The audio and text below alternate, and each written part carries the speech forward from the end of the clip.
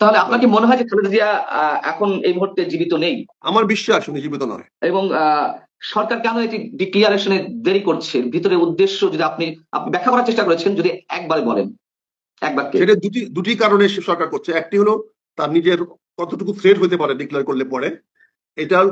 আর পাশাপাশি সে একটা নাটক করার চেষ্টা করছে যে আমরা তো তারেক রহমানের সময় 1 দিন 2 দিন 3 দিন 5 দিন অপেক্ষা করেছি মৃত্যু সংবাদ আমরা দিয়ে নেই, যাতে তারেক রহমান সাহেব আসে, যাতে তারেক রহমানের উপর একটা ব্লেম দিতে পারে। এই জন্য সরকার সেই উদ্দেশ্য এই জিনিসটা ধামাচাপা দেওয়ার চেষ্টা করছে। খুব যে হবে এটা সরকার বুঝে গেছে বলে দেখেন তার মৃত্যুর আগে, মানে শেষ পর্যায়ে এসে ওনাকে বিশেষ গুরুত্বপূর্ণ ব্যক্তি বলে ঘোষণা করেছে, যাতে ওনার বলয়, ওনার চারপাশে ওনার একটা বলয়, নিরাপত্তা বলয় তৈরি করা যায়, যেখানে হাসপাতাল নিরাপদ থাকলো, সরকার নিরাপদ থাকলো। তাকে হাসপাতালে চিকিৎসা দেওয়া না কারণে, তাকে নির্যাতিত করার জন্য, তাকে কারারুদ্ধ করে রাখার জন্য তার শাস্তি অবনীত হয়েছে।